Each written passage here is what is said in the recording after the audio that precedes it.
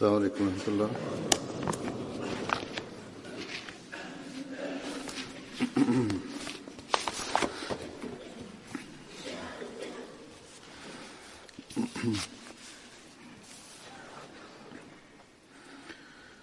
أشهد أن لا إله إلا الله وحده لا شريك له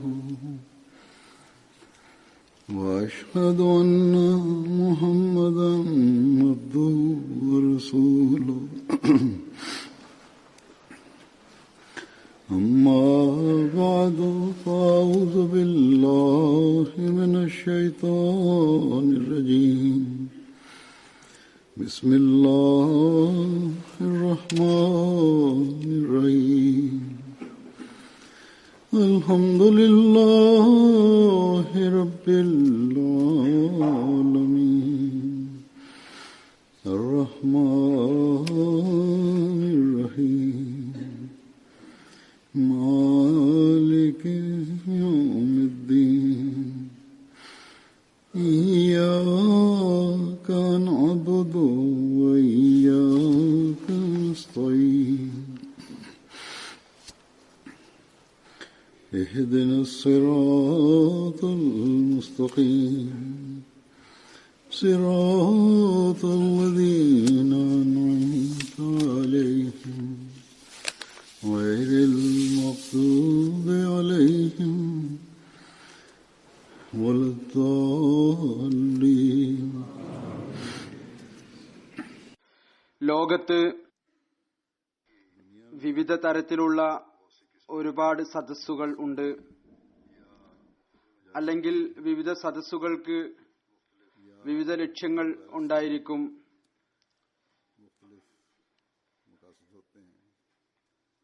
ചില സദസ്സുകൾ കൂടിയാലോചനകൾക്ക് വേണ്ടിയായിരിക്കും. അതിൽ ഭൗതിക ലക്ഷ്യം കരസ്ഥമാക്കുന്നതിനു വേണ്ടി ആലോചനകൾ നടക്കുന്നു. അത് ഭരണ നിർവഹണത്തിനു വേണ്ടിയുള്ള ആലോചനകളാകട്ടെ, അല്ലെങ്കിൽ രാഷ്ട്രീയക്കാരുടെ മജ്ലിസുകളുടെ ആലോചനകളാകട്ടെ, അല്ലെങ്കിൽ കച്ചവടക്കാരുടെ സദസ്സുകളാകട്ടെ,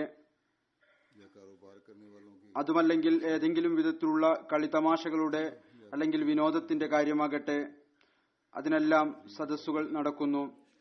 വിനോദത്തിനും അല്ലെങ്കിൽ നാമമാത്രമായ വിജ്ഞാനത്തിന്റെ പേരിൽ ചില സദസ്സുകൾ നടക്കുന്നു. അതിനായി കമ്മിറ്റികൾ രൂപീകരിക്കുന്നു. വിനോദത്തിന്റെ പരിപാടികൾ തയ്യാറാക്കുന്നതിനു വേണ്ടി ആളുകൾ ഒരുമിച്ചു കൂടിയിരിക്കുന്നു, ആലോചനകൾ നടത്തുന്നു. ചുരുക്കത്തിൽ ഈ എല്ലാവിധത്തിലുള്ള സദസ്സുകളും കമ്മിറ്റികളും ഒരുമിച്ചു കൂടിയിരിക്കലും ഭൗതിക ജോലികൾക്ക് വേണ്ടിയായിരിക്കും. അള്ളാഹുവിനു വേണ്ടിയോ അള്ളാഹുവിന്റെ പ്രീതിക്കു വേണ്ടിയോ അള്ളാഹുവിന്റെ സാമീപ്യം കരസ്ഥമാക്കുന്നതിനു വേണ്ടിയോ ആയിരിക്കുകയില്ല ഈ സദസ്സുകൾ. അഥവാ ആളുകളുടെ നന്മയ്ക്ക് വേണ്ടി ആണെങ്കിൽ പോലും ഏതെങ്കിലും സദസ്സുകൾ സംഘടിപ്പിക്കുന്നുവെങ്കിൽ തന്നെയും, ചില കാര്യങ്ങൾ ആലോചിക്കുന്നുവെങ്കിൽ തന്നെയും അതും ഭൗതിക ലക്ഷ്യത്തിനു വേണ്ടി മാത്രമായിരിക്കും. അള്ളാഹുവിന്റെ പ്രീതി അതിലും ലക്ഷ്യമായിരിക്കുകയില്ല.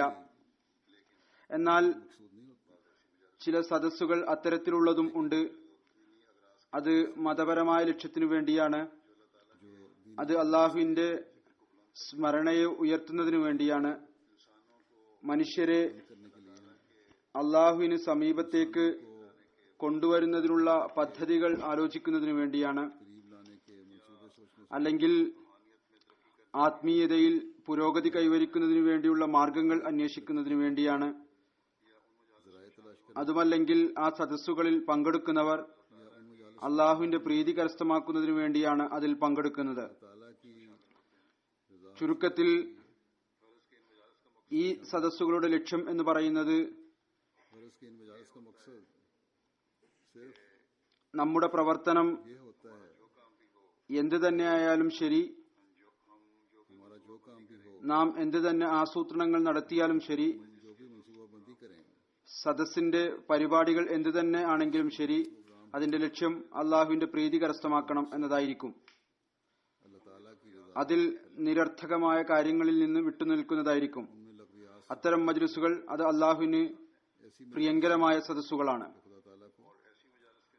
അത്തരം മജ്ലിസുകളുടെ ഫലം ഈ ലോകത്തും പ്രകടമാകും. അത്തരം മജ്ലിസുകളിൽ പങ്കെടുക്കുന്നവർക്ക് അള്ളാഹു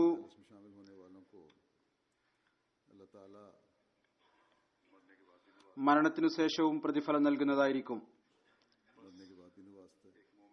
ഒരു വിശ്വാസിയുടെ ജോലി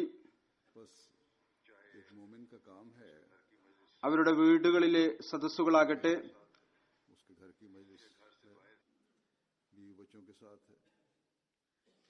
ഭാര്യ മക്കളോടൊപ്പം ആകട്ടെ, അല്ലെങ്കിൽ വീട്ടിന് പുറത്താകട്ടെ, അവരിൽ ഈ ഒരു പരിശ്രമമായിരിക്കും ഉണ്ടായിരിക്കുക. നാം അള്ളാഹുവിന്റെ പ്രീതി എപ്രകാരമാണ് കരസ്ഥമാക്കുക, തങ്ങളുടെ ആത്മീയതയെ എങ്ങനെയാണ് സുരക്ഷിതമാക്കേണ്ടത്, തങ്ങളുടെയും വിശ്വാസികളുടെയും അവസ്ഥ എപ്രകാരമാണ് മെച്ചപ്പെടുത്താൻ സാധിക്കുക. ഒരു വിശ്വാസിയുടെ പ്രത്യക്ഷത്തിലുള്ള ഭൗതിക സദസ്സുകൾ പോലും അള്ളാഹുവിന്റെ സ്മരണ ശൂന്യമായിരിക്കുന്നതായിരിക്കുകയില്ല. ഭൗതിക ജോലികൾ ചെയ്യുമ്പോഴും അദ്ദേഹം നിരർത്ഥകമായ കാര്യങ്ങളിൽ നിന്ന് വിട്ടുനിൽക്കും. ഹൃദയം ഭൗതിക ജോലികളിൽ മുഴുകിയതാണെങ്കിലും അള്ളാഹുവിന്റെ സ്മരണയോ ഓർമ്മയോ മറന്നുപോവുകയില്ല.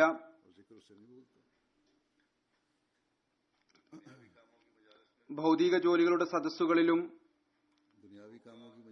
വഞ്ചനയും മറ്റുള്ളവരുടെ അവകാശം ധ്വംസിക്കുന്നതിനു വേണ്ടിയുള്ള സംസാരങ്ങൾ ആയിരിക്കുകയില്ല. അതായത് വിശ്വാസികളുടെ സദസ്സുകളിൽ അവർ ഭൗതികമായ പ്രവർത്തനങ്ങളാണ് ചെയ്യുന്നത് എങ്കിൽ പോലും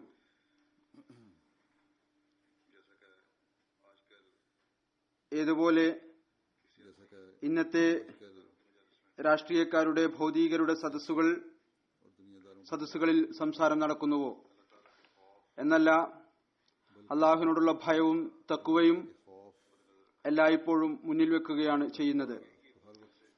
ഈ ഒരു പ്രതീക്ഷ തന്നെയാണ് ഒരു വിശ്വാസിയിൽ നിന്ന് ഉണ്ടാവുക. ഈ കാര്യങ്ങൾ എല്ലായ്പ്പോഴും മുന്നിൽ വെക്കുക. വിശുദ്ധ ഖുർആനിലും അള്ളാഹു വിശ്വാസികൾക്ക് സദസ്സുകളെ കുറിച്ച് മാർഗനിർദ്ദേശം നൽകിയിരിക്കുന്നത് അത് ഇത് തന്നെയാണ്.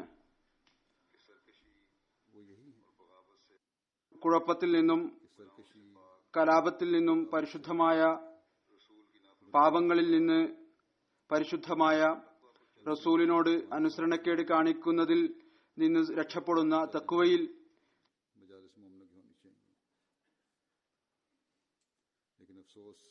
ചരിക്കുന്ന മജ്ലിസുകളായിരിക്കണം മുഅ്മിനീങ്ങളുടേത്. എന്നാൽ ഖേദകരം ഇന്ന് മുസ്ലിങ്ങളുടെ ഭൂരിഭാഗം സദസ്സുകളിലും ഇതിന് തികച്ചും എതിരിലാണ്. മുസ്ലിങ്ങളെ നശിപ്പിക്കുന്നതിൽ മുഴുകിയിരിക്കുകയാണ്. അതിനായി ആസൂത്രണങ്ങൾ നടത്തുന്നു. അള്ളാഹു പറയുന്നു, യാ അയ്യുഹല്ലദീന ആമനു ഇദാ തനാജയ്തും ഫലാ തനാജൂ ബിൽ ഇസ്മി വൽ ഉദ്വാനി വൽ മഅസിയത്തി റസൂലി വതനാജൂ ബിൽ ബിർരി വത്തഖ്വ വത്തഖുല്ലാഹല്ലദീ ഇലൈഹി തുഹ്ശറൂൻ. വിശ്വസിച്ചവരെ,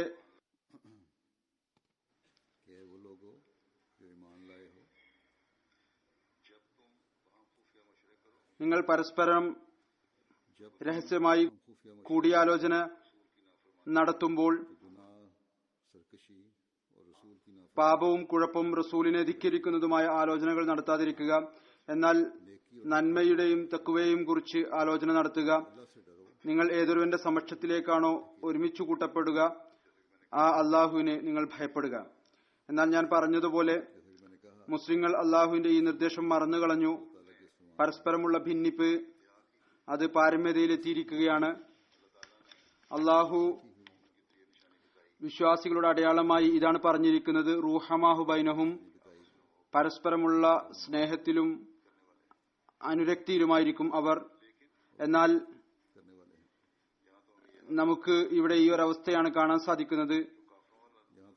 കാഫിറുകളുടെ ചിത്രം ഏതൊന്നാണോ അള്ളാഹു വരച്ചു കാണിച്ചിരിക്കുന്നത് അതാണ് കാണാൻ സാധിക്കുന്നത്. അവരെക്കുറിച്ച് അള്ളാഹു പറഞ്ഞു, വഖുലൂബുഹും ഷത്ത, അവരുടെ ഹൃദയം ഭിന്നിച്ചിരിക്കുകയാണ്.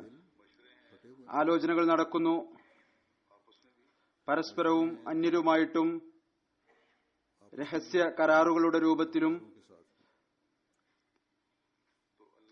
എന്നാൽ അള്ളാഹുവിനെയും അവന്റെ റസൂലിനെയും ധിക്കരിച്ചുകൊണ്ട്, തഖ്വയിൽ നിന്ന് വിദൂരപ്പെട്ടുകൊണ്ട് അള്ളാഹുവിനോടുള്ള ഭയം തീർത്തും ഇല്ലാതായിരിക്കുന്നു.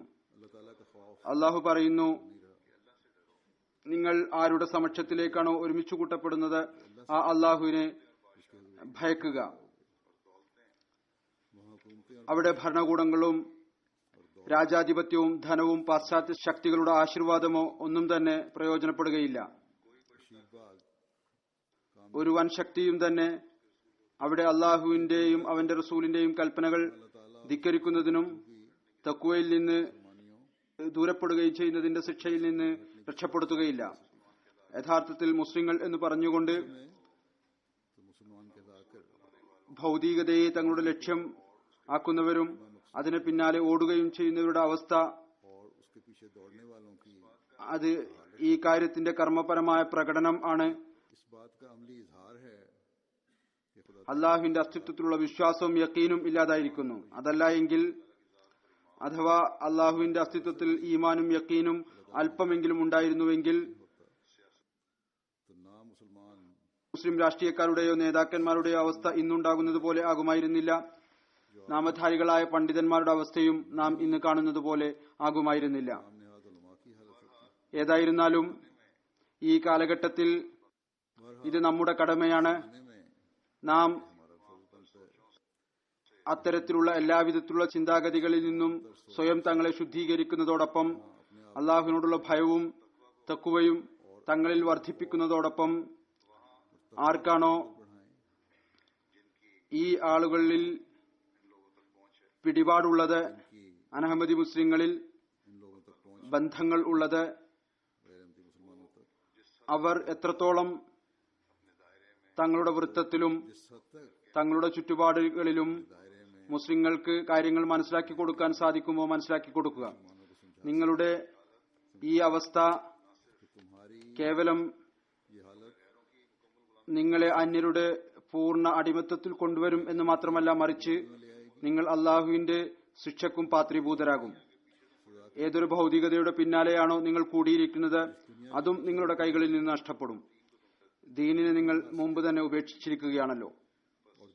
അതുകൊണ്ട് ഇപ്പോൾ സമയമുണ്ട്. അള്ളാഹുവിനോടുള്ള ഭയവും തഖ്വയും ഹൃദയങ്ങളിൽ ഉണ്ടാക്കുക. അല്ല എങ്കിൽ എല്ലാം തന്നെ കൈകളിൽ നിന്ന് നഷ്ടപ്പെടുന്നതായിരിക്കും.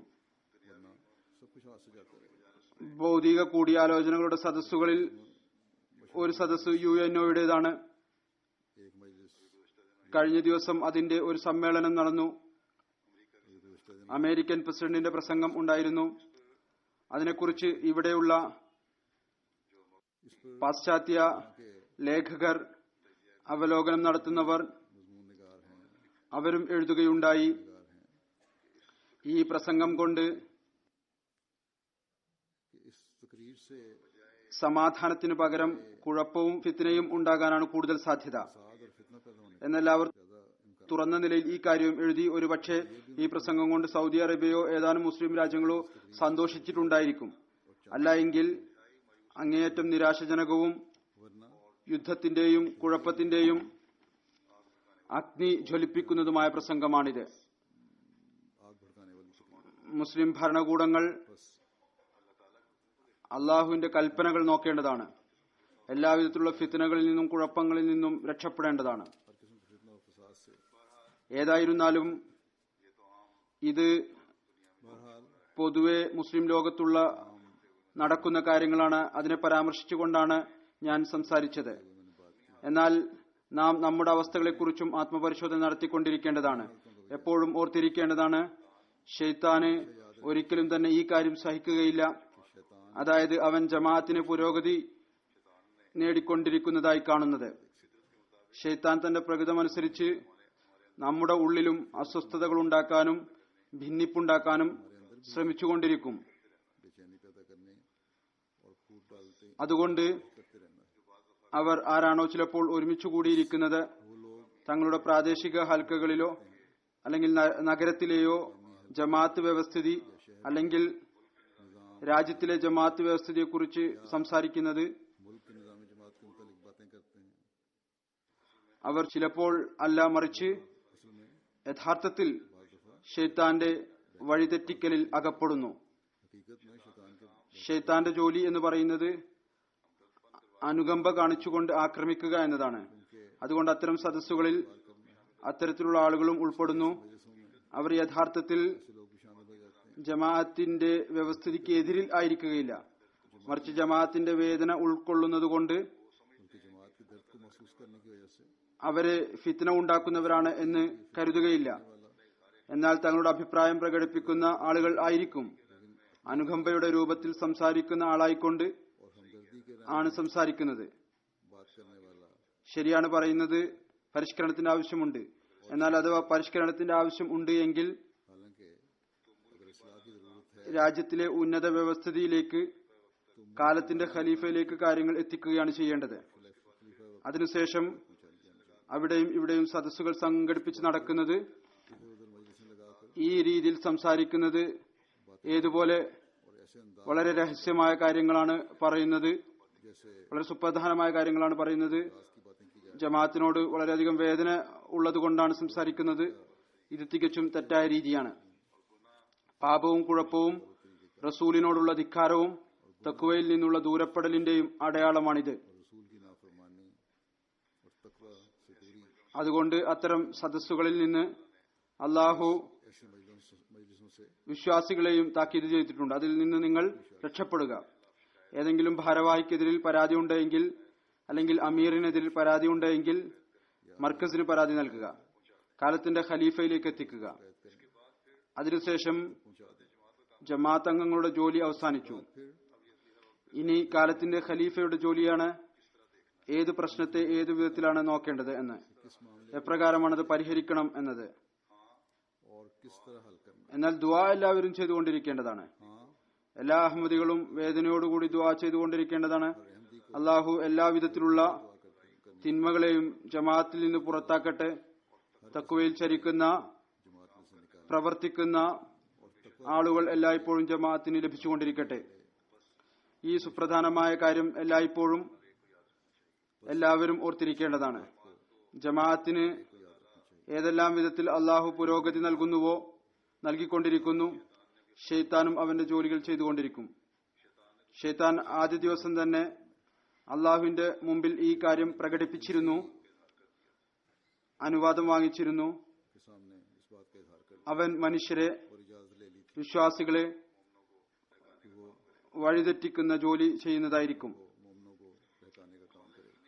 അഹമ്മദിയത്തിന്റെ എതിരാളികൾ എവിടെയാണോ തുറന്ന നിലയിൽ ജമാഅത്തിനെ എതിർക്കുന്നതിനുള്ള जहाँ खुल പദ്ധതികൾ ആസൂത്രണം ഉണ്ടാക്കിക്കൊണ്ടിരിക്കുന്നു, അവിടെ അനുകമ്പയുടെ പേരിൽ സാധാരണക്കാരെ, ബലഹീനരായ ഈമാൻ ഉള്ളവരെ ഈ ഫിത്ന ഉണ്ടാക്കുന്നതിനു വേണ്ടി തന്റെ ഉപകരണങ്ങൾ ആക്കുന്നു, അതിനായി ശ്രമിക്കുന്നു. बनाते हैं और बनाने की कोशिश എല്ലാ അഹമ്മദികളും ഈ കാര്യത്തിൽ സൂക്ഷ്മത കൈക്കൊള്ളേണ്ടതാണ്. അള്ളാഹു എല്ലായ്പ്പോഴും ജമാഅത്തിനെ എല്ലാവിധത്തിലുള്ള ആന്തരികവും ബാഹ്യവുമായ ഫിത്നകളിൽ നിന്ന് രക്ഷിക്കുമാറാകട്ടെ. എപ്പോഴും നന്മയിലും തഖ്വയുടെയും മജ്ലിസുകളിൽ ഇരിക്കുകയും അതിന്റെ ഭാഗം ആവുകയും ചെയ്യുന്നതിനുള്ള തൗഫീക്ക് നൽകുമാറാകട്ടെ. അതല്ലാതെ പാപവും കുഴപ്പവും റസൂലിനോടുള്ള ധിക്കാരവും തഖ്വയിൽ നിന്ന് വിദൂരപ്പെടുകയും ചെയ്യുന്ന മജ്ലിസുകൾ ആയിരിക്കരുത്. और तकवा से दूर करने वाली मजालिस സദസ്സുകളുടെ വിവിധ തരത്തെക്കുറിച്ചും അവസ്ഥകളെക്കുറിച്ചും റസൂലുള്ളാഹി സ്വല്ലല്ലാഹു അലൈഹി വസല്ലമയുടെയും ചില നിർദ്ദേശങ്ങൾ ഉണ്ട്. सल्लल्लाहु अलैहि वसल्लम അങ്ങയുടെ സത്യസന്ധനായ ദാസൻ ഹദ്റത്ത് മസീഹ് മൗഊദ് അലൈഹി സ്വലാത്തു വസ്സലാമിന്റെയും ചില നിർദ്ദേശങ്ങളുണ്ട്. सलाम के भी അതും ഇപ്പോൾ ഞാൻ മുന്നിൽ വെക്കുകയാണ്. ഈ കാര്യം വിവരിച്ചുകൊണ്ട് ഒരു വിശ്വാസിയുടെ മജ്ലിസ് ഏതു തരത്തിലുള്ളതായിരിക്കണം, അഥവാ ആ നിലവാരത്തിലുള്ള മജ്ലിസ് അല്ല എങ്കിൽ और अगर उस मयार की मजलिस ഏതൊന്നാണോ ഒരു വിശ്വാസിയുടെ പ്രൗഢിക്ക് അനുസൃതമായിട്ടുള്ളത്, അപ്പോൾ അതിനെക്കുറിച്ച് ഏത് രീതിയിലാണ് പ്രതികരിക്കേണ്ടത് എന്നതിനെക്കുറിച്ച് ഹദ്റത്ത് അഖ്ദസ് മസീഹ് മൗഊദ് അലൈഹി സ്വലാത്തു വസ്സലാം പറയുന്നു. നമ്മുടെ വിശ്വാസം ഇതാണ്, ഇത് തന്നെയാണ് ഒരു സത്യവിശ്വാസിയുടെ രീതി ആയിരിക്കേണ്ടതും. സംസാരിക്കുമ്പോൾ പൂർണ്ണമായ നിലയിൽ സംസാരിക്കുക, അല്ല എങ്കിൽ നിശബ്ദരായിരിക്കുക. ഏതെങ്കിലും ഒരു സദസ്സിൽ അള്ളാഹുവിനെയും അവന്റെ റസൂലിനെയും പരിഹസിക്കുന്നത് കാണുമ്പോൾ ഒന്നുകിൽ അവിടെ നിന്ന് എഴുന്നേറ്റ് പോവുക, അവരുടെ കൂട്ടത്തിൽ എണ്ണപ്പെടാതിരിക്കുന്നതിനു വേണ്ടി. അതല്ല എങ്കിൽ തുറന്ന നിലയിൽ, വ്യക്തമായ നിലയിൽ മറുപടി നൽകുക. രണ്ട് കാര്യങ്ങളാണുള്ളത്. ഇതല്ലാതെ ഒരു യഥാർത്ഥ വിശ്വാസിക്ക്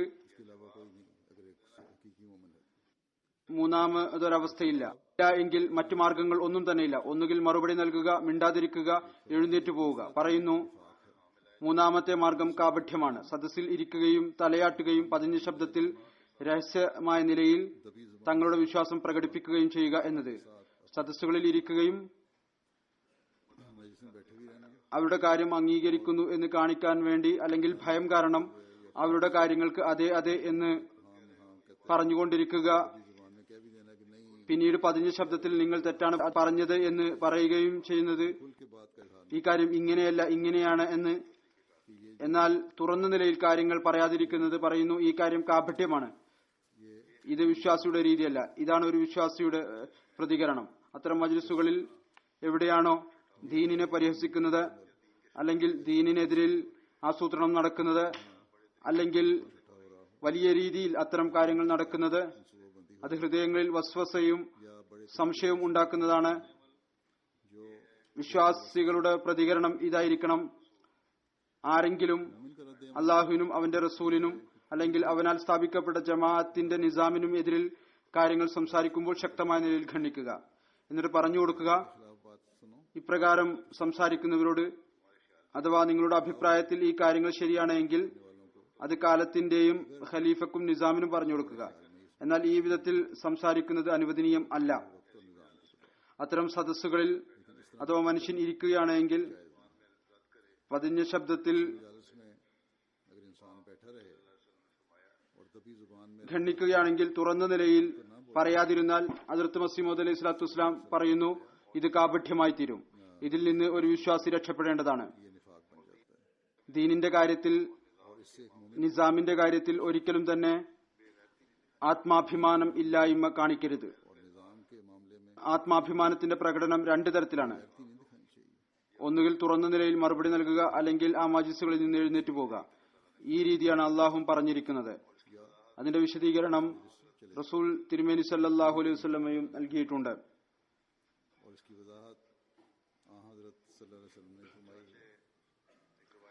ഒരു റിവായത്തിൽ വരുന്നു, ഒരു സഹാബി റസൂൽ തിരുമേനി സല്ലല്ലാഹു അലൈഹി വസല്ലമയുടെ സമക്ഷത്തിൽ ഹാജരായി. എന്നിട്ട് ചോദിച്ചു, യാ റസൂലുള്ളാഹ്, എനിക്ക് എന്തെങ്കിലും ഉപദേശം നൽകിയാലും. റസൂൽ തിരുമേനി സല്ലല്ലാഹു അലൈഹി വസല്ലം പറഞ്ഞു, അള്ളാഹുവിന്റെ തഖ്വ സ്വായത്തമാക്കുക. താങ്കൾ ഏതെങ്കിലും സമൂഹത്തിന്റെ സദസ്സിൽ പോകുമ്പോൾ അവരെ തന്റെ പ്രകൃതം അനുസരിച്ചുള്ള കാര്യങ്ങൾ പറയുന്നതായി കാണുകയാണെങ്കിൽ അവിടെ നിൽക്കുക. അതായത് നന്മയുടെ കാര്യമാണ് പറയുന്നത് എങ്കിൽ, തെറ്റായ തരത്തിലുള്ള കാര്യങ്ങൾ പറയുന്നില്ല എങ്കിൽ, ഫിത്നയുടെയും കുഴപ്പത്തിന്റെയും കാര്യങ്ങൾ പറയുന്നില്ല എങ്കിൽ അവിടെ നിൽക്കുക. അഥവാ അവർ ആ കാര്യങ്ങളിൽ മുഴുകിയിരിക്കുകയാണ്, ഏതൊന്നാണോ നിങ്ങൾ ഇഷ്ടപ്പെടാത്തത്, ആ മജ്ലിസിനെ ഉപേക്ഷിക്കുക. ഈ കാര്യം അവിടുന്ന് വിവരിച്ചു. ഏതു തരത്തിലുള്ള മജ്ലിസാണ് ഒരു വിശ്വാസിക്ക് അനിഷ്ടകരം ആയിരിക്കേണ്ടത്? തന്റെ വ്യക്തിപരമായ അനിഷ്ടത്തിന്റെ കാര്യമല്ല പറയുന്നത്, മറിച്ച് അത്തരത്തിലുള്ള അനിഷ്ടകരമായ കാര്യങ്ങൾ ഏതൊന്നാണോ നിസാമിനും ജമാഅത്തിനും എതിരുള്ള കാര്യങ്ങൾ പറയുന്നു, അത്തരം സദസ്സുകൾ ഉപേക്ഷിക്കുക. ഈ കാര്യത്തെക്കുറിച്ച് ഏതുപോലെ ഞാൻ പറഞ്ഞുവോ, അനിഷ്ടം എപ്രകാരം ആയിരിക്കും? ഒരു റിവായത്തിൽ പറയുന്നു, ഹദ്റത്ത് അബ്ദുല്ലാ ബിൻ അബ്ബാസ് വിവരിക്കുന്നു, ഒരാൾ റസൂൽ തിരുമേനി സല്ലല്ലാഹു അലൈഹി വസല്ലമയോട് ചോദിച്ചു, ഞങ്ങൾ ഏതൊരു കൂട്ടരുടെ സദസ്സുകളിലാണ് ഇരിക്കേണ്ടത്? റസൂൽ തിരുമേനി സല്ലല്ലാഹു അലൈഹി വസല്ലം പറഞ്ഞു, നിങ്ങൾ അത്തരം ആളുകളുടെ സദസ്സുകളിൽ ഇരിക്കുക. ആരെ കാണുമ്പോൾ ആണോ നിങ്ങൾക്ക് അള്ളാഹുവിനെ ഓർമ്മ വരുന്നത്? ആരുമായി സംസാരിക്കുമ്പോൾ ആണോ നിങ്ങളുടെ ദീനിയായ അറിവ് വർദ്ധിക്കുന്നത്? ആരുടെ കർമ്മമാണോ നിങ്ങളെ ആഖിറത്തിനെ ഓർമ്മപ്പെടുത്തുന്നത്? ഇതാണ് ഒരു വിശ്വാസി തന്റെ സദസ്സ് തിരഞ്ഞെടുക്കുമ്പോൾ തന്റെ മുന്നിൽ വെക്കേണ്ട മാർഗദർശനപരമായ അടിസ്ഥാന തത്വം.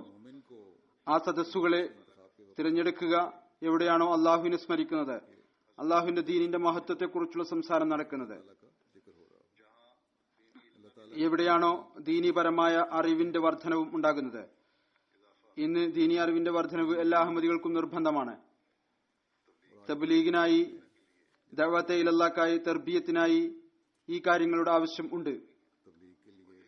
ഈ കാര്യങ്ങൾ തന്നെയാണ് ആഖിറത്തിനെയും ഓർമ്മപ്പെടുത്തുന്നത്. മനുഷ്യനെ ഈ കാര്യങ്ങളിലേക്ക് ശ്രദ്ധിപ്പിക്കുന്നു. കേവലം ലോകത്തിന്റെ വെട്ടവും തിളക്കവും മാത്രമല്ല എല്ലാം, ഈ ലോകത്തിലെ ധനവും സൗകര്യവും മാത്രമല്ല എല്ലാം, മറിച്ച് അള്ളാഹുവിന്റെ പ്രീതിയാണ് ഒരു വിശ്വാസി എപ്പോഴും ലക്ഷ്യം വെക്കേണ്ടത്. ഒന്നാമത്തെ ഹദീസിന്റെ വിശദീകരണം കഴിഞ്ഞു. കേവലം ഭൗതികരായവരുടെ സദസ്സാണ് എങ്കിൽ അത് ഒരു വിശ്വാസി ഇഷ്ടപ്പെടരുത്. അത്തരം സദസ്സുകളിൽ നിന്ന് ഉടനെ തന്നെ എഴുന്നേറ്റ് പോരേണ്ടതാണ്. അഥവാ ഈ കാര്യത്തിലേക്ക് നമുക്ക് ശ്രദ്ധയുണ്ട് എങ്കിൽ നമ്മുടെ മുതിർന്നവരും നമ്മുടെ യുവാക്കളും ഒരുപാട് തിന്മകളിൽ നിന്ന് രക്ഷപ്പെടുന്നവരായി മാറുന്നതാണ്. ഒരുപാട് ഫിത്നകളിൽ നിന്ന് രക്ഷപ്പെടും. യുവാക്കളുടെ ഒരുപാട് തരത്തിലുള്ള സദസ്സുകളുണ്ട്. യുവാക്കൾ പ്രത്യേകമായ നിലയിൽ ഇതിൽ ഇൻവോൾവ് ആകുന്നു. അത് ഫണ്ടിന്റെ പേരിലുള്ളതാണ്. യുവാക്കളുടെ ഒച്ചപ്പാടിനും ബഹളത്തിനും വേണ്ടിയാണ്. പാശ്ചാത്യ അന്തരീക്ഷത്തിന്റെ സ്വാധീനം കൊണ്ട് നമ്മുടെ ചില യുവാക്കളിലും ഈ കാര്യങ്ങൾ ഉണ്ടായിരിക്കുന്നു. അതായത് അത്തരത്തിലുള്ള സദസ്സുകളിൽ പങ്കെടുക്കണം. ഒരു മുഅ്മിൻ ആയ യുവാവ് എപ്പോഴും ഓർക്കണം, തങ്ങളുടെ ജീവിതം എല്ലായ്പ്പോഴും അത്തരത്തിലുള്ള സദസ്സുകളിൽ നിന്ന് സുരക്ഷിതമാക്കി വെക്കുക.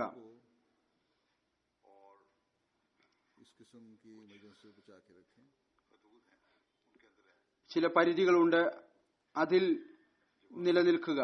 ജമാഅത്തിലും ചിലപ്പോൾ അത്തരത്തിലുള്ള ചില സംഭവങ്ങൾ ഉണ്ടാകുന്നു. ചീത്ത സഹവാസവും ചീത്ത സദസ്സിന്റെയും സ്വാധീനത്തിൽപ്പെട്ട് നമ്മുടെ യുവാക്കൾ യുവത്വത്തിലേക്ക് ചുവട് എടുത്തു വെച്ച ഉടനെ തന്നെ അത്തരത്തിലുള്ള ചില പ്രവർത്തികൾ ചെയ്യുന്നു. അത് മറ്റുള്ളവർക്ക് നഷ്ടം ഉണ്ടാക്കുന്നതായിരിക്കും.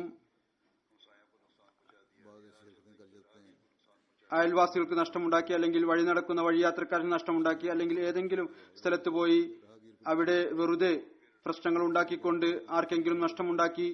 പിന്നീട് ഇത് അറിയാൻ കഴിഞ്ഞാൽ ഇയാൾ ജമാഅത്തിലെ അംഗമാണ്. പിന്നീട് അത്തരം ആളുകൾ ജമാഅത്തിന്റെ ദുഷ്പേരിനും കാരണമായി മാറുന്നു.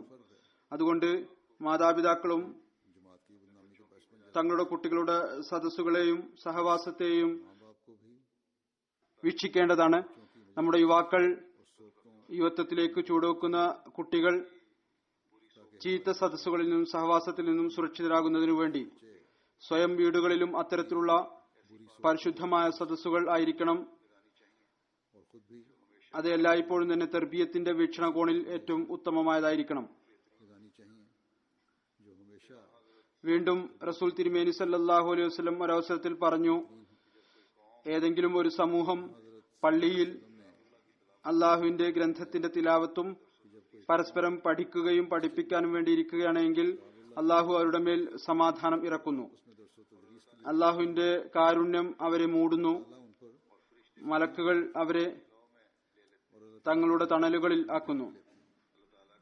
അള്ളാഹുവിന്റെ വലിയ അനുഗ്രഹം ആണ്. ജമാഅത്തിന് അത്തരത്തിലുള്ള അവസരങ്ങൾ ലഭിച്ചുകൊണ്ടിരിക്കുന്നു. ലോകത്ത് എല്ലായിടത്തും ജമാഅത്തുകൾ ജൽസകളും സംഘടിപ്പിക്കുന്നു, ഇജ്തിമാകളും സംഘടിപ്പിക്കുന്നു. അതിൽ അത്തരത്തിലുള്ള പരിപാടികൾ ഉണ്ടായിരിക്കും. അത് തർബിയത്തിനു വേണ്ടി ആയിരിക്കും, അറിവ് വർദ്ധിപ്പിക്കുന്നതിന് വേണ്ടിയായിരിക്കും, അള്ളാഹുവിന്റെ സ്മരണയ്ക്ക് വേണ്ടിയും ദിക്റിനു വേണ്ടിയും ആയിരിക്കും. ഉദാഹരണമായി ഇന്ന് ഇവിടെ ലജ്ന ഇമ്മായില്ലായുടെ ഇജ്തിമ ആരംഭിക്കുകയാണ്. ലജ്നകളും ഓർക്കേണ്ടതാണ്. അവരുടെ പരിപാടികളുടെ കൂടുതൽ ഭാഗം ദീനീപരവും വൈജ്ഞാനികവുമായ സദസ്സുകളായിരിക്കേണ്ടതാണ്. പങ്കെടുക്കുന്ന സ്ത്രീകളും ഓർക്കുക, അവർ ഏതെങ്കിലും വിധത്തിലുള്ള മേളകളിൽ പങ്കെടുക്കാനല്ല വന്നിരിക്കുന്നത്. തങ്ങളുടെ ഈ ജിത്തിമയിൽ വന്നതിന്റെ ഉദ്ദേശം അവർ പൂർത്തിയാക്കേണ്ടതാണ്. സ്ഥിരമായ ദീനീപരവും വൈജ്ഞാനികവുമായ സദസ്സുകൾ സംഘടിപ്പിക്കുക. സ്ഥിരമായ പരിപാടികൾ നടക്കുന്നില്ല എങ്കിൽ പോലും തങ്ങളുടെ സദസ്സുകളിൽ അവിടുത്തെയും ഇവിടുത്തെയും കാര്യങ്ങൾ പറയുന്നതിനു പകരം, നിരർത്ഥകമായ സംസാരത്തിനു പകരം ക്രിയാത്മകമായ കാര്യങ്ങൾ സംസാരിക്കുക. നിരർത്ഥകമായ കാര്യങ്ങളിൽ നിന്ന് എല്ലായ്പ്പോഴും വിട്ടുനിൽക്കുക. തങ്ങളുടെ സമയം ഇതുമൂലം പാഴാക്കുന്നതിൽ നിന്ന് രക്ഷപ്പെട്ടുകൊള്ളുക. റസൂൽ തിരുമേനി സല്ലല്ലാഹു അലൈഹി വസല്ലം ഒരവസരത്തിൽ പറഞ്ഞു, ആരാണോ ഏതെങ്കിലും സദസ്സുകളിൽ ഇരിക്കുന്നത് एक मौके पर फरमाया कि जो लोग किसी मजलिस में बैठते हैं और वहाँ അവിടെ ദിക്റെ ഇലാഹി ചെയ്യാതിരിക്കുകയും ചെയ്യുന്നത് അവർ തങ്ങളുടെ മജ്ലിസുകളെ ഖിയാമത്ത് നാളിൽ നിരാശയോടുകൂടി നോക്കും. ഇജ്മായിൽ വരുന്നവർ ഓർക്കേണ്ടതാണ് തങ്ങളുടെ വരവിന്റെ ഉദ്ദേശം പൂർത്തിയാക്കുക. തങ്ങളുടെ സമയം പരിഹാസത്തിലും നിരർത്ഥകമായ സംസാരത്തിലും കളയുന്നതിനു പകരം കൂടുതൽ സമയം ദൈവസ്മരണയിലും നല്ല കാര്യങ്ങൾ പറയുന്നതിലും ചെയ്യുന്നതിലും കഴിച്ചുകൂട്ടുക. നമ്മുടെ മജ്ലിസുകൾ ഖിയാമത്ത് നാളിൽ बातों को करने और सुनने में गुजारें. ഒരിക്കലും തന്നെ നിരാശയോടുകൂടി നോക്കിക്കാണുന്ന മജ്ലിസുകളാകാതിരിക്കുന്നതിനു വേണ്ടി തഖ്വയിൽ ചരിക്കാനും തഖ്വയിൽ ചരിക്കുന്നവരുടെ സഹവാസത്തിൽ സമയം ചിലവഴിക്കുന്നതിനെ കുറിച്ച് റസൂൽ തിരുമേനി സല്ലല്ലാഹു അലൈഹി വസല്ലം എന്താണ് നമ്മെ ഉപദേശിച്ചിട്ടുള്ളത്? ഒരു റിവായത്തിൽ വരുന്നു, റസൂൽ തിരുമേനി സല്ലല്ലാഹു അലൈഹി വസല്ലം പറഞ്ഞു, നിങ്ങൾ വിശ്വാസികളുടെ കൂടെ അല്ലാതെ മറ്റാരുടെ കൂടെയും ഇരിക്കരുത്. മുത്തക്കിയല്ലാതെ മറ്റാരും നിങ്ങളുടെ ഭക്ഷണം കഴിക്കരുത്. മനുഷ്യന് ലോകത്ത് വിവിധ തരത്തിലുള്ള ആളുകളുമായി ബന്ധവും ഇടപാടുകളും ഉണ്ടാകും. മനുഷ്യൻ അവരെ കാണുകയും ചെയ്യുന്നു. അമുസ്ലിങ്ങളുമായും ഇരിപ്പും നടപ്പും ഉണ്ടാകും. മനുഷ്യൻ വിശ്വാസിയല്ലാത്തവരുടെ കൂടെ ഇരിക്കുകയും നിൽക്കുകയും ചെയ്യരുത് എന്ന കാര്യം സാധ്യമേ അല്ല. റസൂൽ തിരുമേനി സല്ലല്ലാഹു അലൈഹി വസല്ലമയുടെ നിർദ്ദേശത്തിന്റെ ഉദ്ദേശം ഇതാണ്. നിങ്ങളുടെ ഗഹനമായ സൗഹൃദം, നിങ്ങളുടെ നടപ്പും ഇരിപ്പും കൂടുതലായി നിങ്ങളുടെ അധിക സമയവും ചിലവ് ചെയ്യേണ്ടത് നിങ്ങളുടെ മജ്ലിസുകൾ അധികവും അത്തരം ആളുകളുടെ കൂടെ ആയിരിക്കണം. ആരാണോ ഈമാനിൽ ദൃഢചിത്തരായിട്ടുള്ളത്, തഖ്വയിൽ ചരിക്കുന്നവരായിട്ടുള്ളത്, നിങ്ങളും നന്മയിലും തഖ്വയിലും മുന്നോട്ട് കുതിക്കുന്നവരായി തീരുന്നതിനു വേണ്ടി. ഹദ്റത്ത് മസീഹ് മൗഊദ് അലൈഹി സ്വലാത്തു വസ്സലാം പറയുന്നു, ആത്മപരിഷ്കരണത്തിനുള്ള ഒരു മാർഗം അള്ളാഹു ഇതാണ് പറഞ്ഞു തന്നിരിക്കുന്നത്, കൂനു മഅസ് സാദിഖീൻ. അതായത് ആരാണോ വാക്കും പ്രവൃത്തിയും അവസ്ഥയും കൊണ്ട് സത്യത്തിൽ നിലനിൽക്കുന്നത് അവരോടൊപ്പം സഹവസിക്കുക. അതായത് അവരുടെ വാക്കുകളും സത്യത്തിൽ അധിഷ്ഠിതമായിരിക്കണം, അവരുടെ കർമ്മവും സത്യത്തിൽ അധിഷ്ഠിതമായിരിക്കണം, അവരുടെ എല്ലാ അവസ്ഥയിൽ നിന്നും സത്യസന്ധത പ്രകടമാകണം. അതായത് നല്ല ആളുകൾ ആയിരിക്കണം. പറയുന്നു, ഇതിനു മുമ്പ് പറഞ്ഞു, യാ അയ്യുഹല്ലദീന ആമനു തഖുല്ലാഹ്. അതായത് വിശ്വസിച്ചവര് അള്ളാഹുവിന്റെ തഖ്വ സ്വായത്തമാക്കുക. ഇതിന്റെ അർത്ഥം ഇതാണ്, ആദ്യം ഈമാൻ ഉണ്ടായിരിക്കണം, പിന്നീട് സുന്നത്ത് എന്ന നിലയിൽ തിന്മയുടെ സ്ഥലം ഉപേക്ഷിക്കുക, എന്നിട്ട് സത്യവാൻമാരുടെ സഹവാസത്തിൽ സഹവസിക്കുക. സഹവാസത്തിന് വലിയ സ്വാധീനമുണ്ട്, അത് ഉള്ളിന്റെ ഉള്ളിൽ ഉണ്ടായിക്കൊണ്ടിരിക്കും. പറയുന്നു, അഥവാ ഒരാൾ എല്ലാ ദിവസവും വേശ്യകളുടെ അടുത്ത് പോവുകയും എന്നിട്ട് ഞാൻ വ്യഭിചരിക്കുന്നുണ്ടോ എന്ന് ചോദിക്കുകയും അല്ലെങ്കിൽ ഞാൻ വ്യഭിചരിക്കാനല്ല പോകുന്നത് എന്ന് പറയുകയും ചെയ്യുകയാണെങ്കിൽ അയാളോട് പറയേണ്ടത്, നീ വ്യഭിചരിക്കും. ഏതെങ്കിലും ഒരു ദിവസം അയാൾ അതിൽ അകപ്പെടും. കാരണം ദുർസഹവാസത്തിന് ദുസ്വാധീനം ഉണ്ടാകും.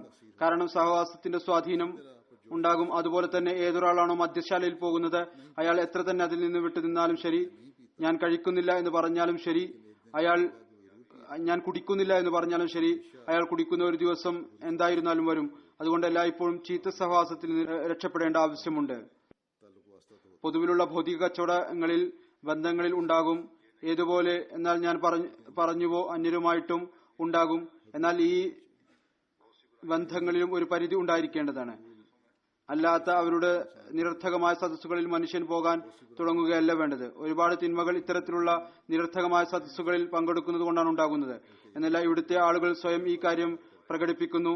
തങ്ങളുടെ ചില ഇംഗ്ലീഷ് വനിതകൾ ഈ കാര്യം പറയുകയുണ്ടായി, ഞങ്ങളുടെ ഭർത്താക്കന്മാർ നല്ലവരും സൽ സ്വഭാവമുള്ളവരുമായിരുന്നു, എന്നാൽ ചില സുഹൃത്തുക്കൾ കാരണം അവരിൽ തിന്മകൾ ഉണ്ടായി, നിരർത്ഥകവും മോശമായ സദസ്സുകളിൽ അവർ പോകാൻ തുടങ്ങി.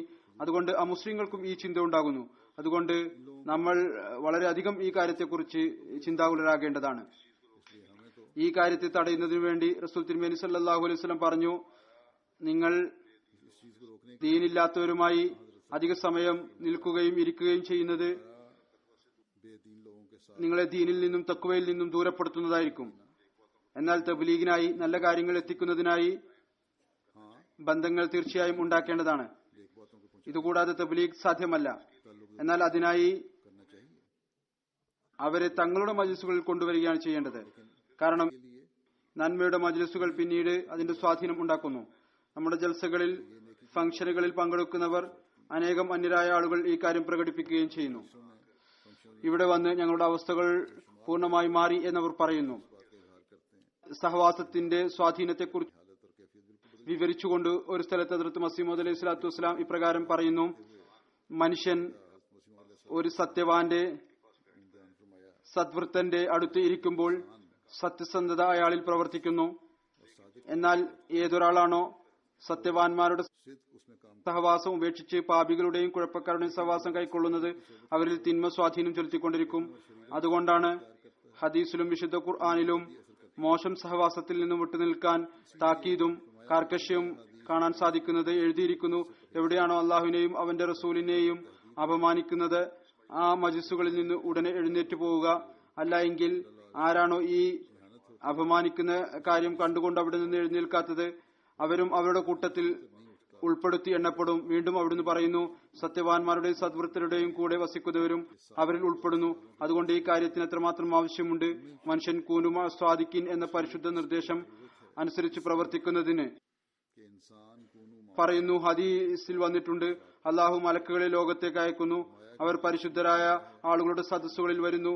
എന്നിട്ട് തിരിച്ചു പോകുമ്പോൾ അള്ളാഹു അവരോട് ചോദിക്കുന്നു: നിങ്ങൾ എന്താണ് കണ്ടത്?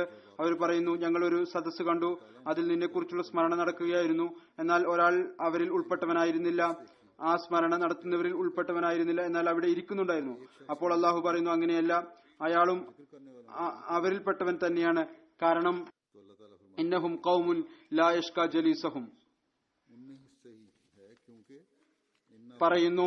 ഇതിൽ നിന്ന് വ്യക്തമായി മനസ്സിലാക്കാൻ സാധിക്കുന്നു സത്യവാൻമാരുടെ സഹവാസം കൊണ്ട് എത്രമാത്രം പ്രയോജനമാണ് ഉള്ളത്.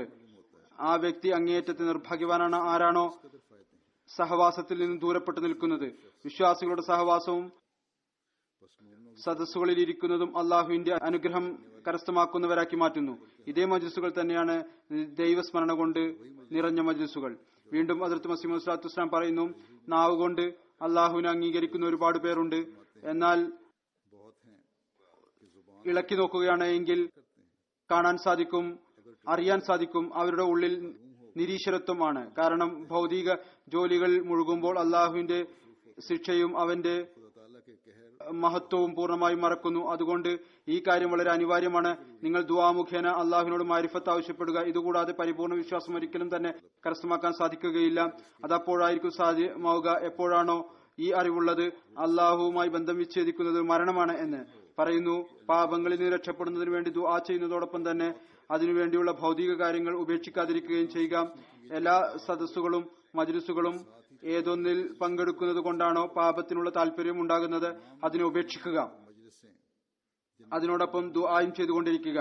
നല്ലവണ്ണം അറിഞ്ഞുകൊള്ളുക, ഈ ആപത്തുകൾ കൊണ്ട് ഏതൊന്നാണോ വിധി കൊണ്ട് മനുഷ്യൻ ഉണ്ടാകുന്നത്, ഏതുവരെ അള്ളാഹുവിന്റെ സഹായം കൂടെ ഇല്ലയോ അതുവരെ മോചനം സാധ്യമല്ല. പറയുന്നു: നമസ്കാരം 5 നേരം അനുഷ്ഠിക്കേണ്ടതാണ്. അതിലും ഈ ഒരു സൂചനയാണുള്ളത്. അഥവാ അത് ശരീരേച്ഛയുടെ ആവേശം കൊണ്ടും ചിന്ത കൊണ്ടും അതിനെ സുരക്ഷിതമാക്കുന്നില്ല എങ്കിൽ അതുവരെ അത് സത്യപൂർണമായ നമസ്കാരം ഒരിക്കലും ആവുകയില്ല.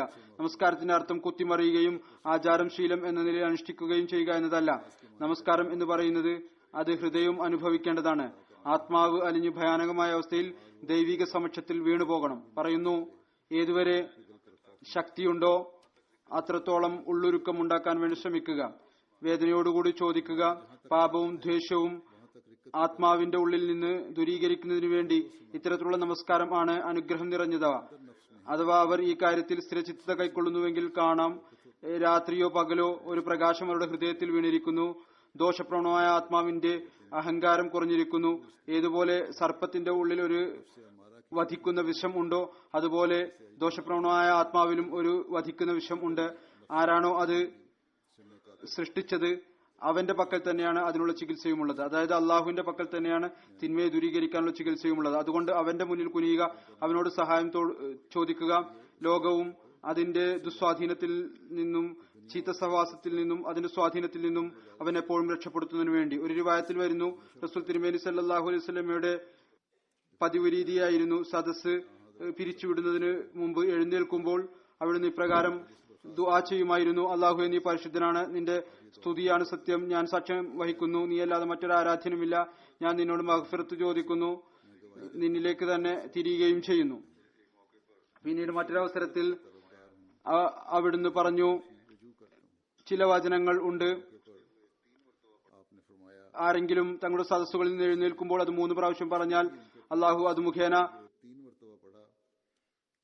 അയാൾ ചെയ്തിരിക്കുന്ന പാപങ്ങൾ മൂടുകയും, ആരാണോ ഈ ഏതെങ്കിലും നന്മയുടെ സദസ്സിൽ ദൈവസ്മരണ സദസ്സിൽ ചെയ്യുന്നത് അതോടൊപ്പം അവരോടൊപ്പം ഇത് മുദ്രവെക്കപ്പെടുകയും ചെയ്യും. ആ വചനങ്ങൾ ഇതാണ്: സുബ്ഹാനക അല്ലാഹുമ്മ വബിഹംദിക ലാ ഇലാഹ ഇല്ലാ അൻത അസ്തഗ്ഫിറുക വഅതൂബു ഇലൈക്. അല്ലാഹുവേ, തന്റെ സ്തുതിയോടൊപ്പം പരിശുദ്ധനാണ്, നീയല്ലാതെ മറ്റൊരു ആരാധ്യനുമില്ല, ഞാൻ നിന്നോട് പാപപൂർത്തി തേടുന്നു, നിന്നിലേക്ക് തിരിയുന്നു, എന്നിൽ അനിഷ്ടകരമായ ചില കാര്യങ്ങളും അതിന്റെ സ്വാധീനത്തിൽ നിന്നും നീ എന്നെ സുരക്ഷിതമാക്കണമേ. ഈ ദുആ മുഖേന അനിഷ്ടകരമായ കാര്യങ്ങളുടെ ദുസ്വാധീനത്തിൽ നിന്ന് സുരക്ഷിതമാക്കുന്നു. നല്ല സദസ്സുകൾ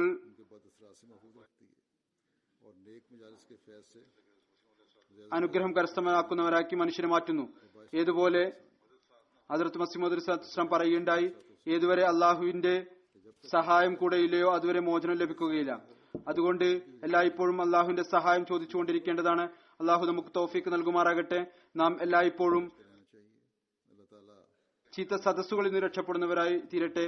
ഇനി അഥവാ അറിയാതെ പങ്കെടുക്കുകയാണെങ്കിൽ ദുസ്വാധീനത്തിൽ നിന്ന് വിട്ടുനിൽക്കുന്നവരായിട്ട് എപ്പോഴും പരിശുദ്ധമായ സദസ്സുകളിൽ ഇരിക്കുന്നവരും എപ്പോഴും പരിശുദ്ധമായ സദസ്സുകൾ അന്വേഷിക്കുകയും അതിൽ ഇരിക്കുന്നവരുമായി തീരുക. ആ പരിശുദ്ധ സദസ്സുകളുടെ പരിശുദ്ധിയുടെയും അള്ളാഹുവിന്റെ അനുഗ്രഹവും കൊണ്ട് അനുഗ്രഹം നേടുന്നവരായി തീരുക. അള്ളാഹു നമ്മെ എപ്പോഴും ശൈത്താന്റെ ആക്രമണത്തിൽ നിന്ന് രക്ഷിക്കുമാറാകട്ടെ. നമ്മോട് കാരുണ്യത്തോടും മഗ്ഫിറത്തോടും കൂടി പെരുമാറാകട്ടെ. നമ്മെ എല്ലായ്പ്പോഴും ജമാഅത്ത് വ്യവസ്ഥയും ഖിലാഫത്തുമായി ബന്ധിപ്പിക്കുന്നവരാക്കി തീർക്കട്ടെ. എല്ലാ കുഴപ്പത്തിൽ നിന്നും പ്രശ്നങ്ങളിൽ നിന്നും നമ്മെ സുരക്ഷിതമാക്കി വെക്കട്ടെ. നമസ്കാരത്തിന് ശേഷം ഞാൻ ഒരു ജനാസ ഗായിബ് നമസ്കരിപ്പിക്കും. അത് നമ്മുടെ ആഫ്രിക്കൻ അഹമ്മദി ബഹുമാനപ്പെട്ട ബിലാൽ അബ്ദുസ്സലാം സാഹിബിന്റേതാണ്. ഫിലാഡൽഫിയ USA-യിലാണ് ഇദ്ദേഹം താമസിച്ചിരുന്നത്. സെപ്റ്റംബർ 13 ഇദ്ദേഹം വഫാത്തായി. ഇന്നാ ലില്ലാഹി വ ഇന്നാ ഇലൈഹി റാജിഊൻ. ഇദ്ദേഹം ഈ വർഷം UK ജൽസയിലും വന്നിരുന്നു. ആദ്യത്തെ ദിവസം വൈകുന്നേരം പാൻ ആഫ്രിക്കൻ അസോസിയേഷന്റെ മീറ്റിംഗ് നടക്കുമ്പോൾ പെട്ടെന്ന് ഇദ്ദേഹത്തിന് പക്ഷാഘാതത്തിന്റെ ആക്രമണം ഉണ്ടായി. ആരോഗ്യം മോശമായി. ഉടൻ തന്നെ ഇദ്ദേഹത്തെ ഹോസ്പിറ്റലിൽ കൊണ്ടുപോയി. അവിടെ അദ്ദേഹം കുറച്ചു ദിവസം ചികിത്സയിലായിരുന്നു. പിന്നീട് ആരോഗ്യം മെച്ചപ്പെട്ടിരുന്നു. പ്രത്യക്ഷത്തിൽ അദ്ദേഹം എന്നെ കാണുന്നതിന് വേണ്ടി വന്നു. പ്രത്യക്ഷത്തിൽ ആരോഗ്യം തോന്നുമായിരുന്നില്ല. പിന്നീട് അദ്ദേഹം തിരിച്ച് അമേരിക്കയിലേക്ക് പോയി. ഇദ്ദേഹം 1934 ഫ്ലോറിഡയിലാണ് ജനിച്ചത്. 6-ാമത്തെ വയസ്സിൽ ഇദ്ദേഹത്തിന്റെ മാതാപിതാക്കൾ മരണപ്പെട്ടു. 8-ാമത്തെ വയസ്സിൽ ഇദ്ദേഹം ബോർഡിംഗിലേക്ക് പോയി. അവിടെ ബൈബിൾ വിദ്യാഭ്യാസം കരസ്ഥമാക്കി. അതിനുശേഷം വിവിധ ജോലികൾ സ്വീകരിച്ചു. കുറച്ചുകാലം സൈന്യത്തിലും ചേർന്നു. 1957 മിനിസ്റ്റർ ഓഫ് ഗോസ്പൽ ആയി. എന്നിരുന്നാലും അദ്ദേഹത്തിന് ക്രിസ്തുമതത്തിന്റെ ചില വിശ്വാസങ്ങളോട് വിയോജിപ്പുണ്ടായിരുന്നു. 1960 അദ്ദേഹം ഒരു സുന്നി മുസ്ലിമായി കണ്ടുമുട്ടി. അയാൾ അദ്ദേഹത്തിന് ജമാഅത്ത് പ്രസിദ്ധീകരിച്ച വിശുദ്ധ ഖുർആൻ നൽകി. അദ്ദേഹം അയാളോട് ചോദിച്ചു, ഈ ഖുർആൻ ആരുടേതാണ്? അയാൾ പറഞ്ഞു, ഇവർ മുസ്ലിങ്ങളല്ല, എന്നാൽ ഇവരുടെ ഗ്രന്ഥങ്ങൾ വളരെ നല്ലതാണ്. ഇദ്ദേഹം അയാളോട് അഡ്രസ് ചോദിച്ച് ഒരു അഹമ്മദിയുടെ അഡ്രസ് ചോദിച്ചു. അദ്ദേഹത്തിന്റെ കടയിലെത്തി. അവിടെ ഹദ്റത്ത് മസീഹ് മൗഊദ് അലൈഹി സ്വലാത്തു വസ്സലാമിന്റെ ഫോട്ടോ കണ്ടു. ചോദിച്ചപ്പോൾ പറഞ്ഞു, ഇത് മസീഹ് മൗഊദ് അലൈഹി സ്വലാത്തു വസ്സലാമാണ്. മസീഹ് മൗഊദും ഇമാം മഹ്ദിയുമാണ്. ഏതായിരുന്നാലും അതിനുശേഷം അദ്ദേഹം അഹമ്മദിയത്ത് സ്വീകരിച്ചു. ഫിലാഡൽഫിയയിൽ തബ്ലീഗിന്റെ പ്രവർത്തനങ്ങൾ ചെയ്തു, അഹമ്മദികളുമായി കൂടിച്ചേർന്നുകൊണ്ട്. ബിലാൽ അബ്ദുസ്സലാം സാഹിബ് വിശുദ്ധ ഖുർആൻ പഠിക്കാൻ വളരെ താല്പര്യമുള്ള ആളായിരുന്നു. 4 മണിക്കൂർ യാത്ര ചെയ്തുകൊണ്ട് അദ്ദേഹം പീസ്ബർഗിൽ വരുമായിരുന്നു, ഓരോ ഈ 2 ഞായറാഴ്ചയും വിട്ടുകൊണ്ട്. അങ്ങനെ അദ്ദേഹം സദർ ജമാഅത്ത് ഫിലാഡൽഫിയയും നാഷണൽ ആമില വഖഫ് ജദീദ് തർബിയത്ത് നൗമുബായിനായും പ്രവർത്തിച്ചു. അദ്ദേഹം ജീവിതം വഖഫ് ചെയ്തു. കുറച്ചുകാലം ജമാഅത്തിന് ഓണററി മുബല്ലിഗായി പ്രവർത്തിച്ചു. അതിനുശേഷം उम्र में जमात के ऑनरेरी मुल्क के तौर पर भी काम करते रहे। അദ്ദേഹം തബ്ലീഗിന്റെ പരമ്പര തുടർന്നുകൊണ്ടിരുന്നു. ഖിലാഫത്തിന് അങ്ങേറ്റം സ്നേഹിക്കുന്ന ഉന്നതമായ അനുസരണമുള്ള ഖുലഫാക്കളെ സ്മരിക്കുമ്പോൾ എപ്പോഴും തന്നെ കണ്ണുകൾ നിറയുന്ന ആളായിരുന്നു. ജൽസ സാലാന കാദിയാനിൽ 1975 പങ്കെടുക്കാൻ തൗഫീഖ് ലഭിച്ചു. ഫിലാഡൽഫിയയിൽ പള്ളി നിർമ്മിച്ചുകൊണ്ടിരിക്കുകയാണ്. ആ പള്ളിയുടെ നിർമ്മാണത്തിൽ അദ്ദേഹത്തിന് വലിയ ആഗ്രഹം ഉണ്ടായിരുന്നു. അത് നിർമ്മിക്കുമ്പോൾ ദിവസവും തന്നെ മുഴുവൻ സമയവും അവിടെ വന്ന് ക്യാമ്പിൽ ചിലവഴിക്കുമായിരുന്നു. എപ്പോഴും ഈ ഒരു ശ്രമത്തിലാണ് ഉണ്ടായിരുന്നത്. പള്ളി എത്രയും പെട്ടെന്ന് നിർമ്മിക്കണം എന്ന്. ഇൻഷാ അല്ലാഹു തആല പെട്ടെന്ന് തന്നെ ഉണ്ടാകും, നിർമ്മാണം പൂർത്തിയാകും എന്ന് പ്രതീക്ഷിക്കുന്നു. ഇദ്ദേഹത്തിന്റെ ഭാര്യ മിസ്സിസ് ജിസ്റ്റൻസ്റ്റൺ, ഇവര് പാസ്റ്ററാണ്, അഹമ്മദിയായിരുന്നില്ല. എന്നാൽ എപ്പോഴും തന്നെ ഇദ്ദേഹം വളരെ നല്ല നിലയിലാണ് അവരോട് പെരുമാറിയിട്ടുള്ളത്. ദുഃഖ കുടുംബത്തിൽ 2 ആൺമക്കളും 2 പെൺമക്കളും ഉണ്ട്. ഒരു മകൻ മുനവർ അബ്ദുസ്സലാം സാഹിബ് 93 ബൈഅത്ത് ചെയ്തിരുന്നു, അഹമ്മദിയാണ്. മറ്റുള്ളവർ അഹമ്മദികളല്ല.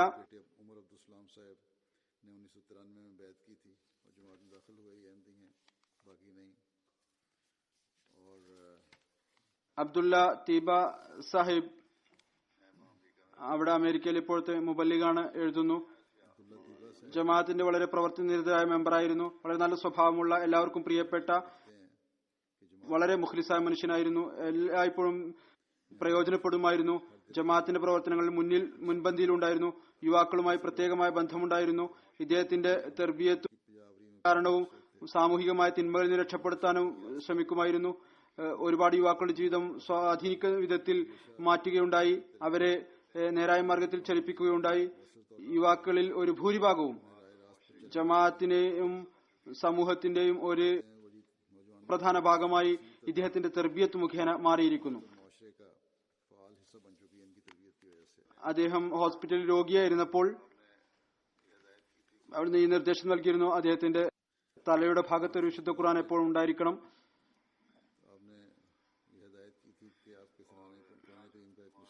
ഇവിടെ രോഗിയായിരുന്നപ്പോഴും എന്നോട് പറയേണ്ട, അള്ളാഹു എനിക്ക് പുതിയ ജീവിതം നൽകിയിരിക്കുന്നു, എന്നിൽ നിന്ന് കുറച്ച് ജോലികൾ അപൂർണമായിട്ടുണ്ട്, അത് ഞാൻ പൂർത്തിയാക്കാൻ ആഗ്രഹിക്കുന്നു. ഏതായാലും ഞാൻ മുമ്പ് പറഞ്ഞതുപോലെ ഖിലാഫത്തുമായി അങ്ങേയറ്റത്തെ ഒരു ബന്ധമാണ് ഉണ്ടായിരുന്നത്. എപ്പോഴും കാണുമ്പോൾ മുഖത്ത് അത്ഭുതകരമായ ഒരു പുഞ്ചിരി ഉണ്ടായിരുന്നു. ഇഖ്ലാസിന്റെയും ആത്മാർത്ഥതയുടെയും കൂറും നിറഞ്ഞൊഴുകുമായിരുന്നു. അള്ളാഹു ഇദ്ദേഹത്തിന്റെ സ്ഥാനം ഉയർത്തുമാറാകട്ടെ, ഇദ്ദേഹത്തോട് മഗ്ഫിറത്തോടുകൂടി പെരുമാറട്ടെ, മറ്റ് മക്കൾക്കും അഹമ്മദിയത്ത് സ്വീകരിക്കാനുള്ള സൗഭാഗ്യം നൽകുമാറാകട്ടെ.